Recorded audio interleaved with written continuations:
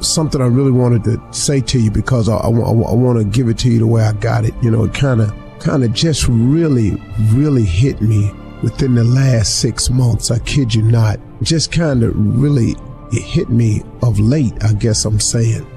It's something that I learned, man. I got it a couple of ways. I was watching this movie. I was reading this book.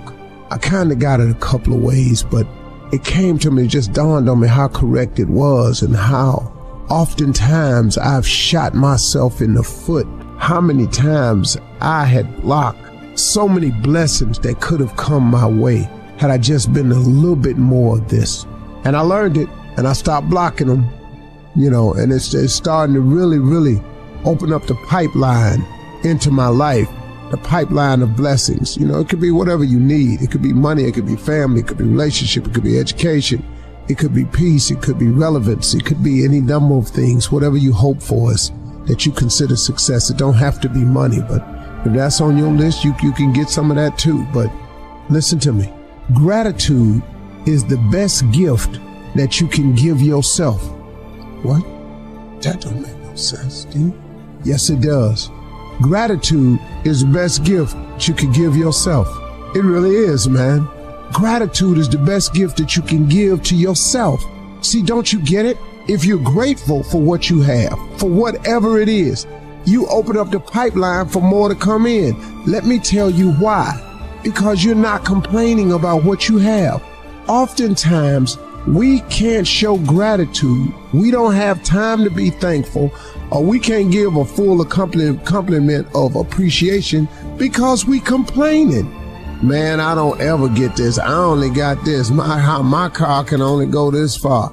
I can't. All I got is this right here. Every time I turn around, something broke on this car. Well, why are you complaining? Suppose you reverse that. Just suppose. I thank you for the house that I do have, for a roof over my head. I thank you for shelter. I thank you for having a home. I thank you for having a mortgage to pay. I thank you for being able to come up with this rent to stay here. I thank you for all these things. I thank you for how when things go wrong in my life, you're always there and get it fixed and straightened out for me. I thank you. I'm grateful for you. Okay, now, let me ask you something. If you were a person that was providing these things for someone, let's say you were the person that was providing shelter, heat, roof over your head, a place to stay. Let's say you were the person that was providing that.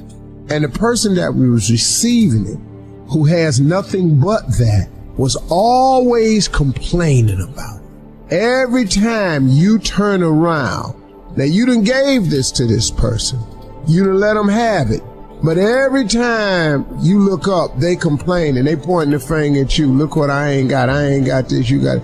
And you be sitting there, dog, man, I gave this to them, and they just steady complaining about it.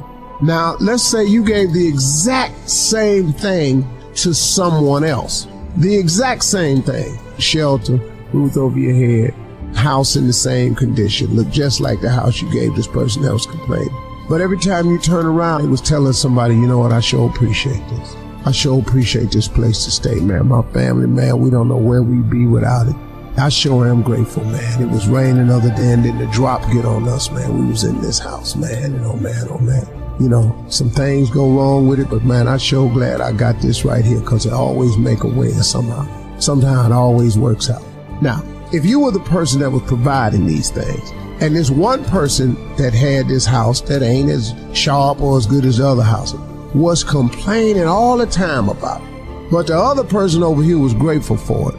When it came time to fix up the house, improve the house, add more on to the house, or maybe you had another house to give away, who would you give the house to?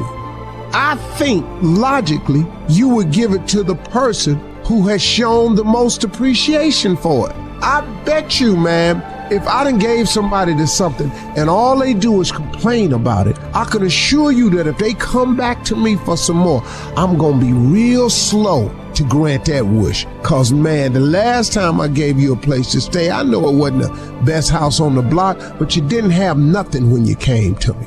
And I gave that to you. That the more gratitude you show, the more grateful you are, the more blessings can come your way. It only makes sense. So that's why I'm telling you, gratitude is the best gift that you can give yourself. Do you understand? Negativity, let me just give you this number one. Negativity, you can protect yourself from negativity. And that's what stops most people, negative thought. You can coat your mind from negativity. It's a real simple exercise to do. I do it every morning before I walk out the door. So I walk out as a positive. You know, I get tired sometimes. That's different from being negative. Because I get mentally drained from my job at times. But to coat your mind from negativity, the way you can put a coating around your mind is with one simple thing: gratitude. Gratitude. I'm going to show you how this works. If you wake up in the morning and start having reason a little bit quick, I want to tell you something that I learned that changed my life.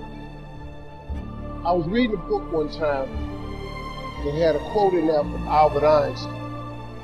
And Albert Einstein said, "Imagination is everything. It's the preview to life's coming attraction." If you think about that, that's a really, really true statement. Because everything you see in this world came from somebody's imagination. Everything. Somebody was talking on the phone one day, on that wall phone, connected to the cord, and tried to walk, and it didn't go no further. And he wanted to just go outside and get something out the car. Somebody said, "You know what? I wish I could take this phone outside." Everybody in here got a cell phone. It was in somebody's imagination. Somebody imagined that. Somebody imagined everything. Somebody got tired of walking. Somebody got tired of driving cars. Somebody said, "We're gonna fly." You're not finna fly. Everybody in here have been on a plane. See, your imagination is the evidence of things not seen. You know why they call it the evidence of things not seen? Your imagination, you're the only one can see it. You're the only one can see it. See, so all this stuff you've been imagining was not some hocus pocus. When you imagine stuff, it's actually God showing you a preview of a coming attraction He has for you. That's what your imagination is.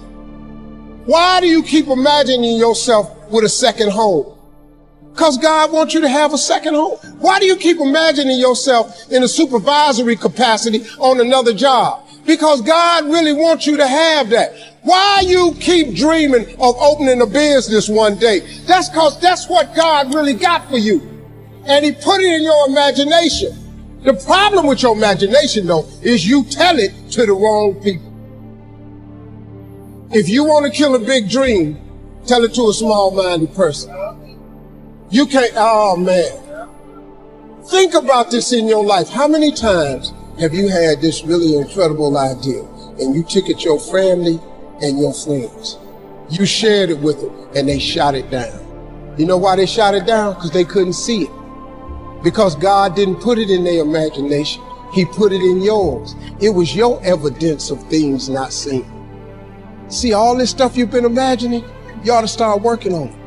Because that's what God really got for you. Your real life is in your imagination. I'm here to tell you that. You think I'm here by accident? I'm here because He put this in my imagination when I was 10.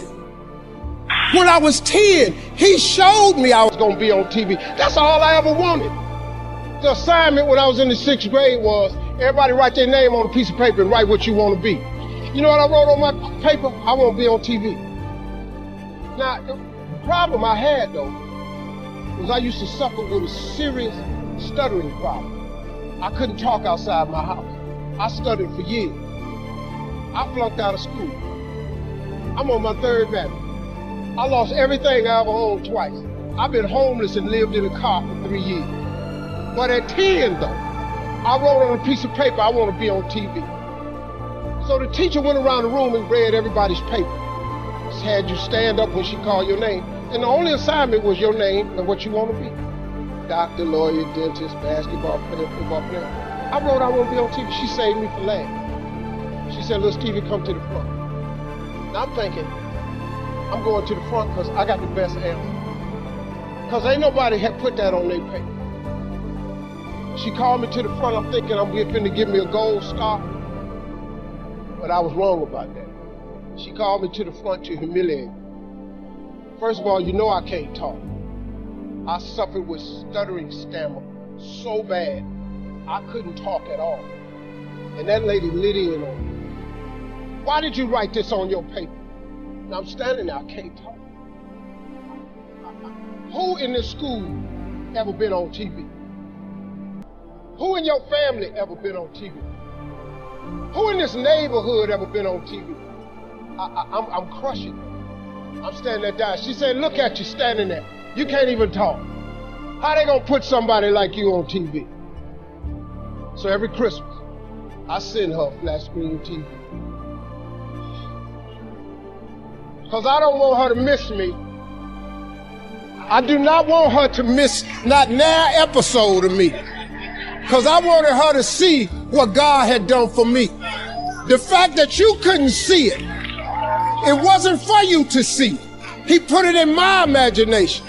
But after 3 years of homelessness, losing everything I ever owned twice, suffering through flunking out of school, go home and cut your TV on. That little boy with the stuttering problem, he all over that TV. You can't cut your TV on. You can't cut your TV on not now day of the week, and you don't see that little boy. That little boy with the stuttering problem is all over that TV because God put it in my imagination. All I did was hang on to that thought. I just kept hoping. I just kept hoping that what I had wrote on the paper would come true. A lot of times it wasn't about no faith. I didn't believe it sometimes. When you homeless and living in a car, how you see yourself as a TV star? But I just kept hanging on there. Because my mama was a Sunday school teacher, I kept hearing her say, God,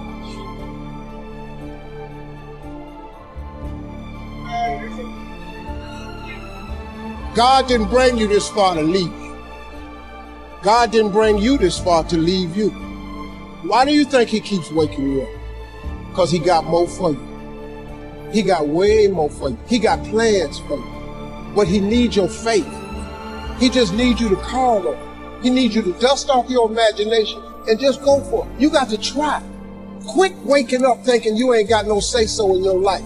You have a choice in this matter. You can't stop what happened to you, but you can doggone sure do something about what happened to you. Life is 10% what happened to you, is 90% what you do about it. Somebody in your family gonna die. Somebody in here gonna get fired. Somebody here gonna get an eviction notice. Somebody gonna get laid off. Somebody company gonna close. That's life. Somebody you love gonna break up with you. That's life. But what you gonna do about it though? Since it's gonna happen anyway. Trust me. Go home and ask God to open up your imagination and then pursue it with everything in you and watch what he do for you. Appreciate y'all.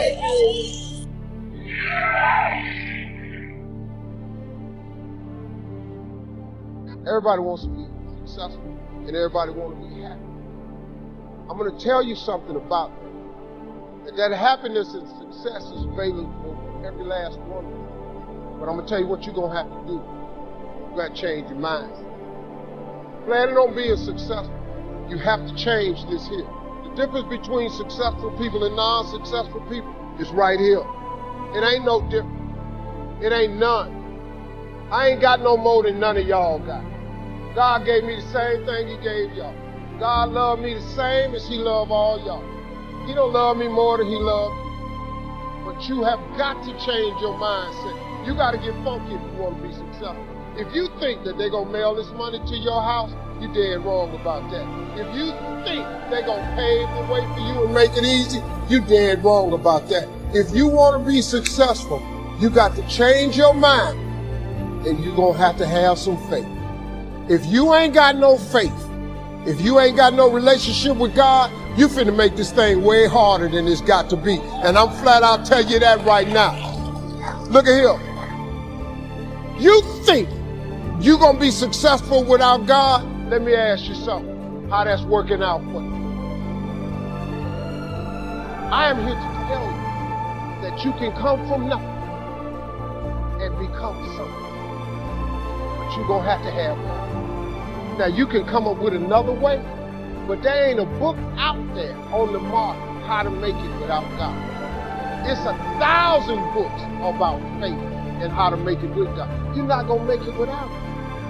You can short circuit your teeth by in every living soul. He never created a person that he didn't give a gift to.